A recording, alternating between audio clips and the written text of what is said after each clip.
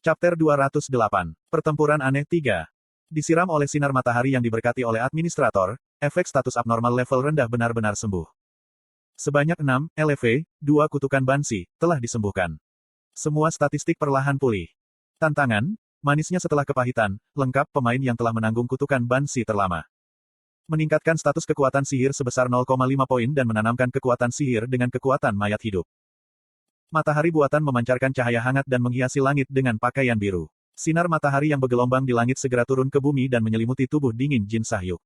Kehangatan membersihkan kutukan di tubuhnya dan memberkatinya dengan hadiah khusus untuk semua penderitaannya. Dia benar-benar menderita sakit selama berbulan-bulan. Tidak ada waktu lain dalam hidupnya bahwa dia menangis atau sangat lemah. Itu membuatnya sadar bahwa pada akhirnya dia adalah manusia. Karena itu, dia pasti senang bahwa dia bisa mengatasi kutukan hari ini. Namun, kebahagiaan adalah emosi terjauh dalam kondisi Jin Sahyuk saat ini. Saat ini, dia bahkan tidak bisa menggerakkan tubuhnya karena menolak untuk mendengarkan otaknya. Dia merasa dirinya layu karena ketegangan berat yang membuatnya sesak napas. Petik 2. Keheningan tiba-tiba dari pria itu membuatnya merasa seolah-olah sedang berjalan di atas es tipis. Jin Sahyuk membasahi bibirnya yang kering dengan lidahnya. Haruskah saya berbalik? Haruskah saya? Setelah berdebat lama, akhirnya dia mengambil keputusan. Dia melirik ke samping. Matanya menyipit saat dia mengejar sosok Kim Ha-jin. Wow! Dia menatap matahari dengan linglung. Dia memiliki ekspresi yang bodoh dan tanpa berpikir saat dia hanya mengamati pemandangan. Pada saat itu, Jin Sahyuk merasakan amarahnya meledak baik di dalam maupun di luar. Apakah saya benar-benar takut pada orang seperti dia? Kapan saya menjadi sangat lemah? Petik 2. Dengan amarah yang kuat, dia dengan paksa menggerakkan tubuhnya. Jari-jari dan persendiannya mulai mendengarkan perintahnya. Itu pertanda baik. Oi! Tepat saat ujung jarinya hendak bergerak, Kim Ha-jin berbalik dan menghadapnya. Dia memelototinya dengan matanya yang tajam, seperti serigala. Tubuhnya membeku sekali lagi. Yang terbaik yang bisa dia lakukan sekarang adalah tetap menatapnya. Bahkan saat itu, dia tidak yakin apakah itu keberanian atau ketakutan yang mencegahnya mengalihkan pandangannya. Apakah kamu memiliki stat khusus, resistensi? Kim Ha-jin bertanya. Jin Sahyuk tidak menjawab. Apakah kamu, atau tidak? Petik 2. Menjawab. Kim Ha-jin mendesak jawaban. Kamu tidak akan menjawabku. 321. Petik 2. Aku mengerti. Dia baru tahu baru-baru ini, tetapi stat khusus yang disebut perlawanan tidak manusiawi memang terwujud. Itu pasti karena dia menolak menyerah di bawah siksaan kutukan Banshee. Begitu. Kim Ha-jin menyeringai, lalu memberikan kekuatan lebih ke lengan yang melingkari bahunya. Dari sudut pandang orang ketiga, mereka tampak seperti teman dekat. Jin Sahyuk merasa jijik dengan situasi ini. Meski begitu, dia tidak melawannya. Dia mengepalkan giginya, mengangkat kekuatan sihir di dalam dirinya, dan bergumam ke dalam, jika kau semakin dekat, aku akan memotong hatimu. Lalu tiba-tiba, suara kering dan dingin memasuki telinganya. Sepertinya aku harus membunuhnya sekarang. Suara seperti pedangnya membawa niat membunuh yang tulus. Gusbam menembaki seluruh tubuh Jin Sahyuk. Bahkan dia terkejut dengan reaksi bawah sadar tubuhnya. Mendapatkan merinding, bukanlah pengalaman yang sering dia alami. Ses. Kim Ha-jin mengeluarkan pistol dari sakunya. Pistol yang dirancang dengan indah mengeluarkan kilau menyeramkan saat perlahan mendekati leher Jin Sahyuk. Jin Sahyuk menyaksikan moncong dengan matanya. Segera, dinginnya logam menyentuh kulitnya. Petik 2. Hook. Dia menggumamkan bunyi napas yang terhenti. Pada saat yang sama, dia dipukul dengan kejutan mental. Dia ingat Kim Ha-jin yang menaruh kutukan ganas di panahnya. Apakah dia membawa kutukan yang bahkan lebih brutal? Apakah dia harus melalui penderitaan dan rasa sakit masa lalu sekali lagi? Perasaan takut muncul dari lubuk hatinya. Jin Sahyuk menjadi panik. Tubuhnya kehilangan kekuatannya dan bersandar pada tubuh Kim Ha-jin. Di sisi lain, Kim Ha-jin memiliki kekhawatiran sendiri. Jin Sahyuk tampaknya tidak berpikir seperti biasanya. Dia tidak mempertaruhkan nyawanya untuk membunuhnya, kemungkinan besar karena statusnya yang sangat rendah dan hilangnya kepercayaan diri.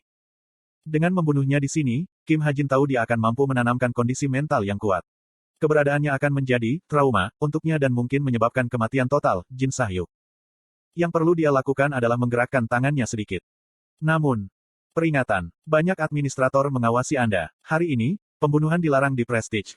Peringatan, disarankan agar Anda menghentikan tindakan permusuhan Anda. Peringatan, sangat disarankan agar Anda menghentikan tindakan permusuhan Anda. Jika tidak, Anda akan mengubah banyak administrator menjadi musuh Anda. Sistem bahkan menggunakan frasa, sangat disarankan. Sepertinya hari ini bukan hari itu. Kim Ha-jin menghela nafas kecil dan menyingkirkan Desert Eagle-nya. Dinginnya logam menghilang dari leher Jin Sahyuk, hanya menyisakan kehangatan matahari. Baru saat itulah Jin Sahyuk sadar dan menatapnya. Saya bangga padamu.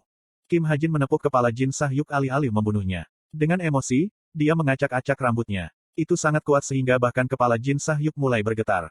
Kamu juga beruntung. Jin Sahyuk berpikir kosong. Dia diperlakukan seperti anjing. Dia menolak untuk mengalami penghinaan seperti itu. Bagaimana bisa pria yang tidak tampan ini? Kemarahan melesat di dalam dirinya. Jin Sahyuk, untuk pertama kalinya sejak pertemuan mereka, menolak dengan ganas. Petik 2. Kamu. Dia melepaskan tangan Kim Hajin dan memelototinya. Kamu anak dari. Bicara, dan aku akan membunuhmu. Namun, satu kalimat darinya membungkamnya sekali lagi. Kim Hajin menatapnya dan tersenyum cerah. Aku akan membiarkanmu pergi sekali ini saja, jadi jangan biarkan ini tinggal di hatimu. Begitu Kim Hajin mengucapkan kata-kata itu, Jin Sahyuk merasakan kehadiran yang akrab. Itu Bel. Jin Sahyuk merasa lega. Kim Hajin tampaknya juga merasakannya saat dia melepaskan Jin Sahyuk dan menyisir rambutnya yang acak-acakan. Baiklah, aku pergi sekarang. Dia mengetuk kepalanya beberapa kali untuk sedikit penghinaan terakhir. Jin Sahyuk tutup mulut. Namun, seolah-olah dia merasa itu tidak menyenangkan, dia menoleh dan menatapnya terakhir kali. Jangan biarkan aku melihatmu lagi. Mendengar ini, Jin Sahyuk berdiri kosong untuk sementara waktu sebelum nyengir. Sekarang sekutu yang bisa dipercaya telah tiba, dia bisa memaksa dirinya untuk mencibir. Aku memikirkannya sedikit. Meskipun tubuhnya masih berderit karena gugup, Jin Sahyuk berhasil mengeluarkan beberapa kata.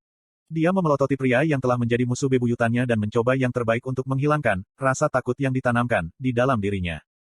Apa yang kamu rencanakan untuk lakukan ketika kamu melihatku di luar menara? Mendengar ini, Kim Hajin berhenti. Jadi dia juga takut. Jin Sahyuk juga menebak dan mencoba merasakan superioritas yang diberikannya sendiri. Namun, Kim Hajin, dengan hanya kepala menoleh ke arahnya, tersenyum dingin.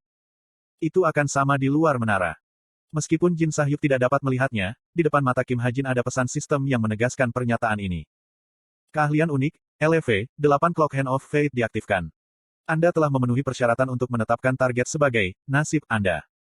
Lengkap, berkomunikasi selama lebih dari 30 bola-bali antara Anda dan target. Jin Sahyuk, pengungsi dendam bodoh, telah ditambahkan ke catatan nasib Anda. Kondisinya berubah. Untuk mengatur takdir kedua Anda harus melakukan tindakan yang berbeda. Jika aku melihatmu lagi, kamu akan mati. Itu adalah kata-kata terakhir Kim Hajin. Jin Sahyuk menangis sebentar. Segera, Bel muncul dan menempatkan dirinya di antara Kim Hajin dan Jin Sahyuk. Ditutupi oleh tubuh Bel, Jin Sahyuk tidak lagi dapat melihat Kim Hajin.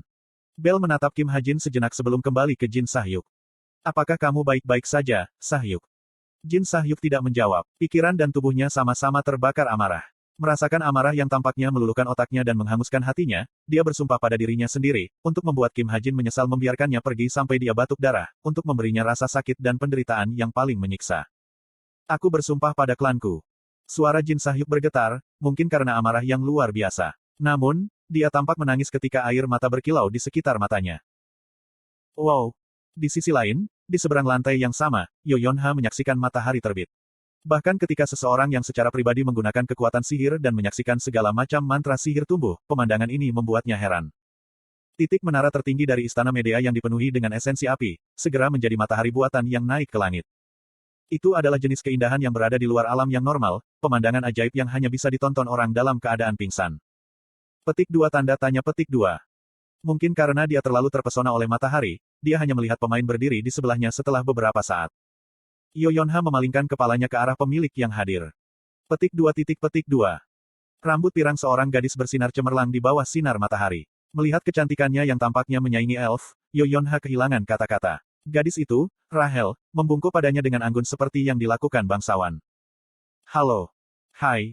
Yo Yonha mengangguk. Mereka saling menyapa dengan agak canggung, tetapi pertemuan yang tampaknya kebetulan ini sudah direncanakan sebelumnya. Rahel telah mengirim Yo Yonha permintaan pertemanan bersama dengan pesan berikut. Halo, Yonha-si. Sudah lama lebih besar dari